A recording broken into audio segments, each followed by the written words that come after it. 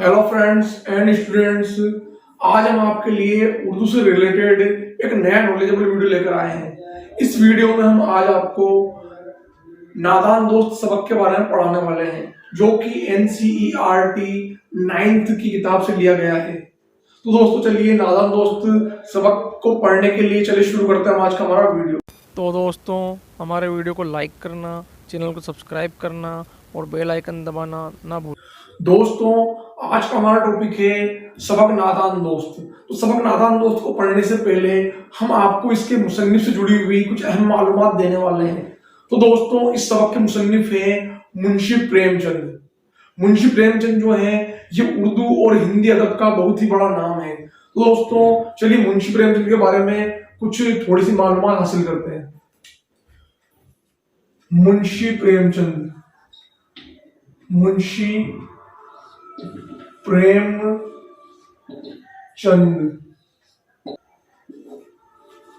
दोस्तों जो हमारे मुसन्निफ मुंशी प्रेमचंद, इनकी पैदाइश 1880 के अंदर लम्ही गांव बनारस में हुई थी। इनके गांव का नाम था लम्ही गांव, जो कि बनारस के पास मौजूद है। तो पैदाइश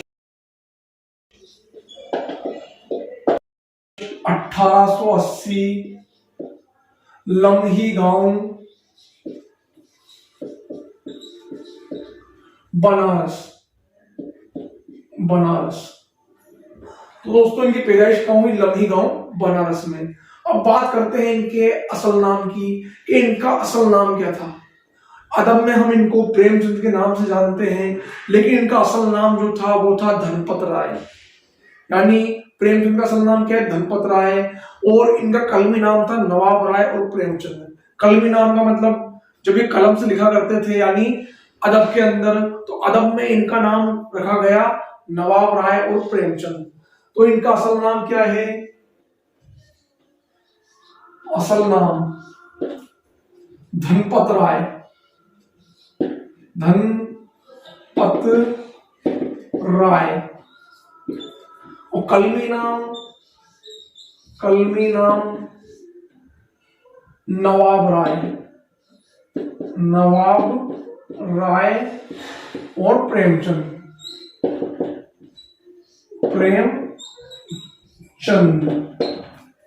तो दोस्तों प्रेमचंद का असली और कलमी नाम आपने देख लिया है। आइए बात करते हैं इनके परिवार से जुड़ी हुई कुछ अहम मालूमात। देखिए दोस्तों अब बात करते हैं मुंशी प्रेमचंद के वालिद के बारे में। तो वालिद का नाम,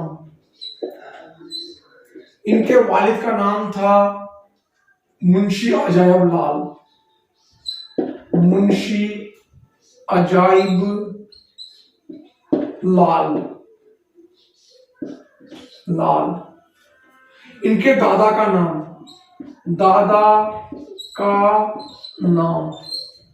तो इनके दादा का नाम था मुंशी गुरसहाय लाल। यहां आ रहा है मुंशी गुरसहाय लाल। आइए बात करते हैं इनकी पत्नी के बारे में। 16 बरस की उम्र में ही इनकी पहली शादी हो गई थी। उसके बाद इनका अपनी पहली पत्नी से तलाक हो गया। बाद में इन्होंने एक विधवा शिवरानी से विवाह किया। तो इनकी पत्नी का नाम क्या हुआ? इनकी बीवी का नाम शिवरानी देवी। इनकी पत्नी का नाम है। अब इनकी पत्नी शिवरानी जो थी उनसे इनको 3 बच्चे हुए। पहले सबसे बड़े जो बच्चे थे इनके, उनका नाम था श्रीपत राय। दूसरे लड़के जो इनके, उनका नाम है अमृत राय। और तीसरी इनकी लड़की जिसका नाम था कमला देवी श्रीवास्तव। तो इनके बच्चों के नाम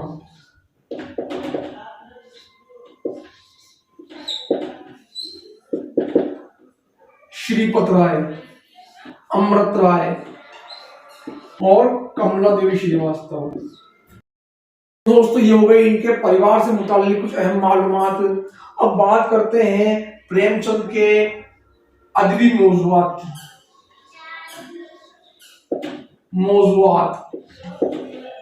दोस्तों प्रेमचंद जो हैं इन्होंने अपनी जो अदबी तख्लीकें हैं, अफसाने और नोवेल, उनका मौज़ूआत इन्होंने बनाया है मजदूर, किसान और देहात को।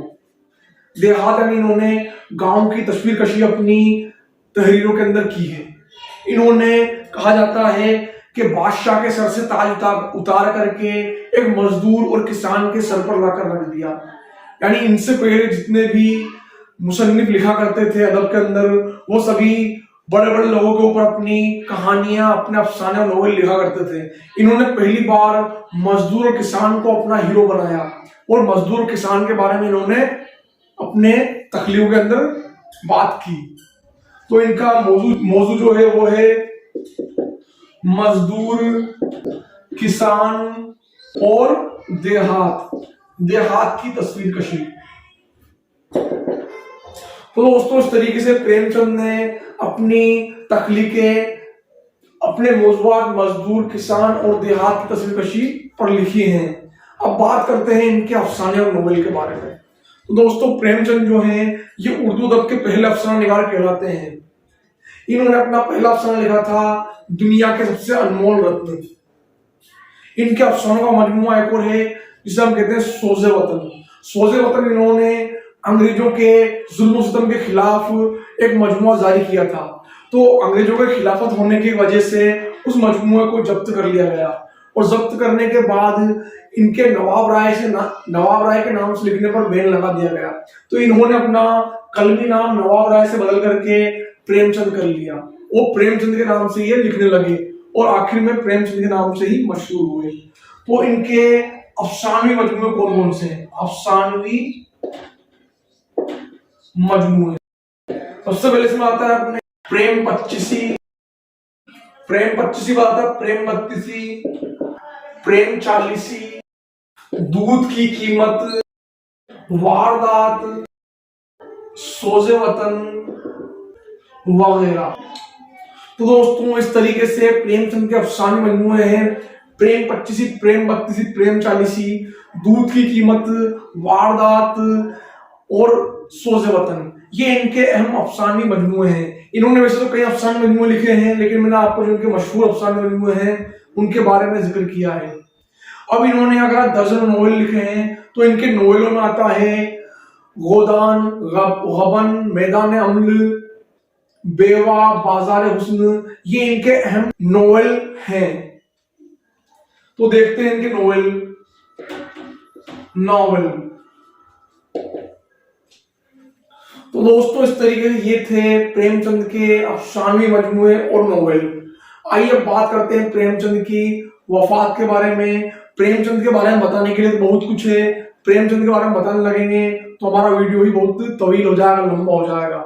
हम यहाँ इनका सबक नादान दोस्त पढ़ रहे हैं, इसलिए इनके बारे में हम मुख्तसर मालूमात हासिल कर रहे हैं। तो आइए अब इनके वफात के बारे में बात करते हैं। तो दोस्तों, प्रेमचंद की वफात है वो 1936 के अंदर हुई। वफात 1936। तो दोस्तों, इस तरीके से 56 साल की उम्र प्रेमचंद ने पाई और 56 साल की उम्र के अंदर ही इन्होंने बहुत ही शाहकार और बहुत ही बड़े बड़े कारनामे किए, जिससे इनका उर्दू और हिंदी अदब में नाम हमेशा के लिए चस्प हो गया।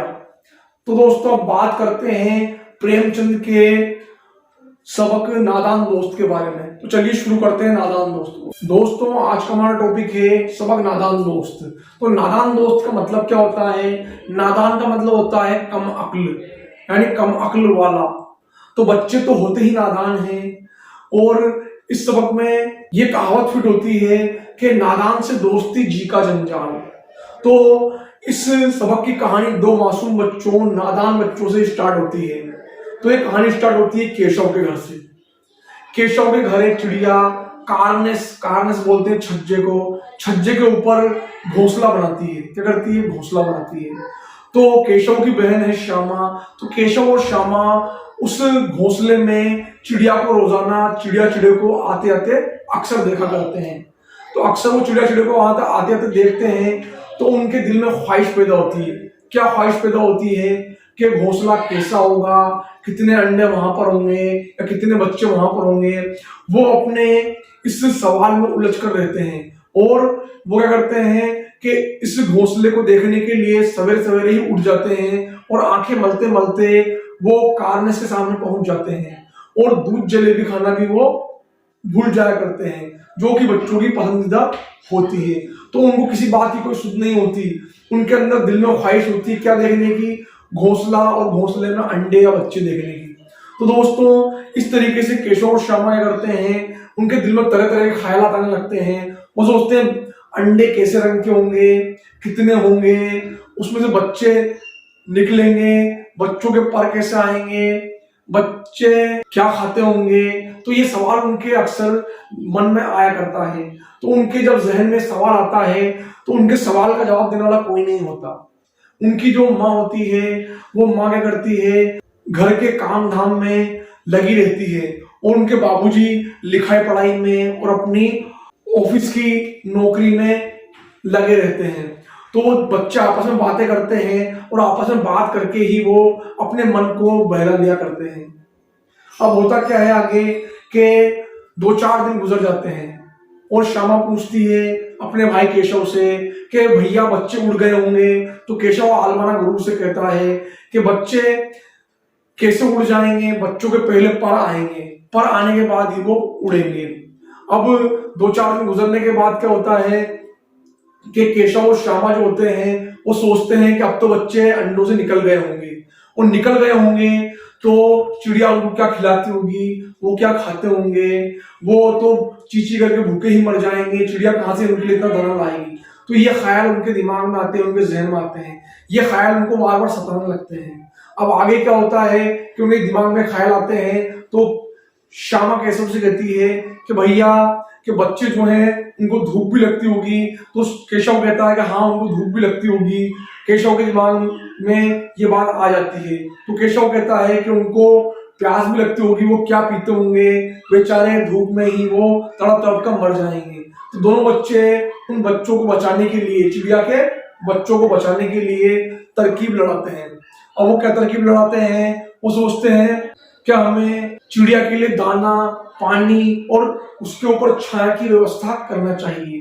तो वो दोनों बच्चे इस काम में जुट जाते हैं और केशव और श्यामा क्या करते हैं, उन बच्चों की हिफाजत के लिए श्यामा मटके से चावल निकाल लाती है और केशव तेल की प्याली को खाली करके ले आता है और दोनों बच्चे तेल की प्याली और चावल को जुटा लेते हैं।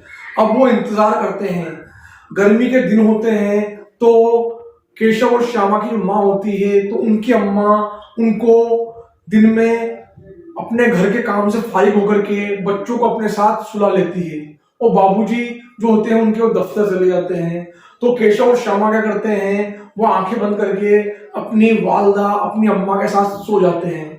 और जैसे ही वो सोचते हैं कि अम्मा की आंख लग गई है तो अपनी आंख बंद किए हुए पड़े होते हैं, तो अपनी आंखें खोलते हैं और अम्मा को सोया हुआ पाकर के वो अपने घर के दरवाजे की कुंडियों खोलते हैं और धीरे से कुंडी खोलकर दोनों बच्चे बाहर निकल जाते हैं। वो बाहर निकल जाते हैं। बाहर क्या होता है, गर्मी का मौसम होता है, चिलचिलाती हुई धूप होती है।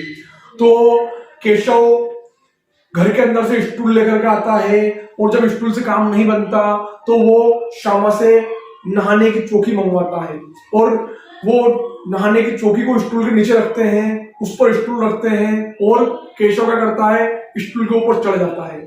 स्टूल की चारों टांगें बराबर नहीं होती है, इसलिए कभी कभी स्टूल करता है जिधर वजन ज्यादा होता है उधर की तरफ झुक जाया करता है, यानी स्टूल हिलता है। तो केशव श्यामा से कहता है कि बहन तू जरा ध्यान से पकड़, नहीं तो मैं गिर जाऊंगा, अगर मैं गिर गया तो तुझे बहुत मारूंगा। तो केशव जब कार्नेस के ऊपर चढ़ता है तो जैसे ही वो अपने दोनों हाथ कार्नेस के ऊपर रखता है तो दोनों चिड़िया और चिड़िया वहां से उड़ जाते हैं। और इसके बाद जब केशव देखता है कि वहां पर क्या है, कार्नेस पर 3 अंडे पड़े हैं। तो श्यामा पूछती है कि भैया बच्चे कैसे हैं। तो केशव कहता है कि यहाँ 3 अंडे हैं। कितने अंडे हैं? 3 अंडे। तो 3 अंडे उनको दिखाई देते हैं। केशव जब देखता है घोंसले को तो वो वहां देखता है कि कार्नेस के ऊपर कुछ तिनके बिखरे पड़े हुए हैं और उन तिनकों के ऊपर वो अंडे रखे होते हैं। वो घोंसला वैसा घोंसला नहीं होता है जैसा कि केशव ने दरख्तों के ऊपर, पेड़ों के ऊपर देखा था। वो घोंसला कैसा होता है, उस कुछ दिन के बड़े होते हैं, उन पर अंडे रखे होते हैं। केशव जब उनको देखता है तो वो श्यामा से नीचे चिंदी लेता है और कपड़ों की चिंदी की तह करता है, तह कर करके वो तिनकों के ऊपर बिछा देता है एक गद्दी बना करके, और उस पर वो अंडे रख देता है। क्या करता है, अंडे रख देता है। और अंडे रखने के बाद वो क्या करता है कि चावल की और पानी की प्याली को भर करके ऊपर रख देता है। इसके बाद वो एक टहनी से एक टोकरी को लटकाता है और टोकरी से उस घोंसले पर छाया कर देता है। इस तरीके से दोनों बच्चे करते हैं कि चिड़िया के अंडों की हिफाजत करते हैं और हिफाजत के लिए वो पूरा इंतजाम कर देते हैं। इसके बाद श्यामा बार बार जिद करती है कि भैया मुझे भी अंडे दिखाओ, लेकिन केशव कहता है कि अगर मैं तुझे चढ़ाऊंगा ऊपर, तू गिर पड़ी तो अम्मा मेरी अकल ठिकाने लगा देगी, अम्मा मुझे बहुत मारेगी। तो वो श्यामा को ऊपर नहीं चढ़ाता है। दोनों बच्चे जब पूरा इंतजाम कर देते हैं चिड़िया के अंडों की हिफाजत का, तो केशव नीचे उतर आता है और दोनों बच्चे क्या करते हैं, आपस में झगड़ने लगते हैं कि श्यामा बोलती है कि भैया तुमने मुझे अंडे नहीं दिखाए, और केशव बोलता है कि तू गिर पड़ती तो अम्मा मुझे बहुत मारती। इतने में अम्मा क्या करती है कि दरवाजा खोलती है, और दरवाजा खुलते ही उनकी अम्मा धूप की चिलकी से अपने आप को बचाने के लिए अपने सर पर हाथ लगाती है और उनको आवाज लगाती है कि बच्चों इतनी धूप में तुम क्या कर रहे हो। तो वो क्या करते हैं, सिर पिटा जाते हैं, वो घबरा जाते हैं और वो अम्मा के साथ चल पड़ते हैं। अम्मा उनको ले जाती है। अभी 2 बजे का टाइम होता है, दिन के 2 बजे का टाइम। तो अम्मा दोनों बच्चों को ले जा करके उनको पंखा झलने लगती है, हाथ वाला पंखा, और पंखा झल करके उनको कमरे में वो सुला देती है। अब दोनों बच्चों क्या होती है, नींद आ जाती है। दोनों बच्चों को नींद आने के कारण दोनों बच्चे सो जाते हैं। अब दोनों बच्चे सो जाते हैं तो सोने के बाद 2 घंटे बाद जब 4 बजे का टाइम होता है कि श्यामा की याकायक नींद खुलती है। जैसे ही श्यामा की नींद खुलती है तो श्यामा क्या करती है, कार में की तरफ दौड़ती है, और जब वो दौड़कर वहां जाती है तो वहां देखती है कि ऊपर जो टोकरी हमने लगाई थी अंडों की छांव के लिए, उस टोकरी का कहीं पता नहीं होता, वो हवा की वजह से उड़ जाती है। जब श्यामा नीचे देखती है तो चावल और पानी की प्याली टूटी पड़ी हुई होती है। श्यामा की नजर याकायक नीचे पड़े हुए अंडों पर जाती है तो वो अंडे फूट चुके होते हैं। तो श्यामा उल्टे पैर कमरे के अंदर दौड़कर जाती है और जाकर वो केशव को बताती है कि भैया बच्चे उड़ गए।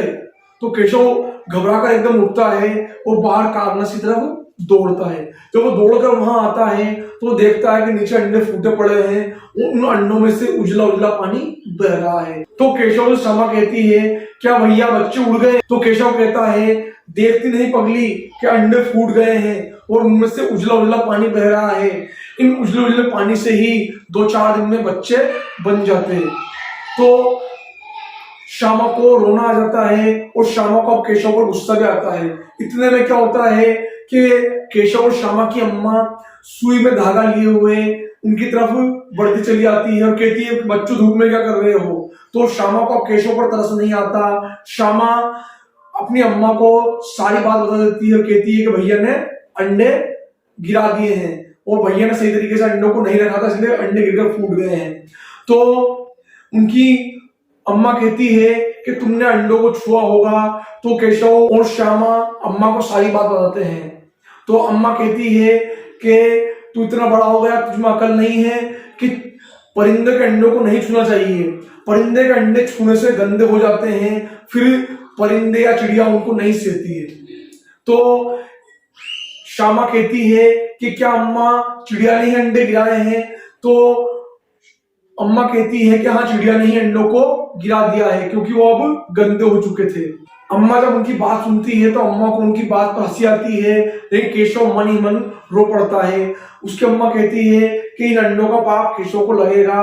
तो केशव के मन में जब भी उसको ये बात याद आती है तो केशव के आंसू छलक पड़ते हैं। उसके बाद वो दोनों चिड़िया वहां कभी नजर नहीं आती है। तो दोस्तों, ये थी हमारी कहानी नादान दोस्त, हमारा सबक नादान दोस्त। आइए चलिए अब पढ़ते हैं इसके सवालात के बारे में, ये कौन कौन से सवालात इस सबक में आए हैं। पहला सवाल हमारा आता है कि चिड़िया का घोंसला देखकर बच्चों के मन में क्या ख्वाहिश पैदा होती है। तो दोस्तों चिड़िया का घोंसला देख करके बच्चों के मन में ख्वाहिश पैदा होती है कि अंडे कैसे रंग के होंगे, कितने होंगे, क्या खाते होंगे, उसमें से बच्चे निकल आए होंगे, बच्चों के पर कैसे आएंगे, घोंसला कैसा होगा। तो ये ख्वाहिश बच्चों के मन में पैदा होती है। अगला सवाल हमारा आता है कि केशव ने घोंसले तक पहुंचने के लिए क्या तरकीब लगाई।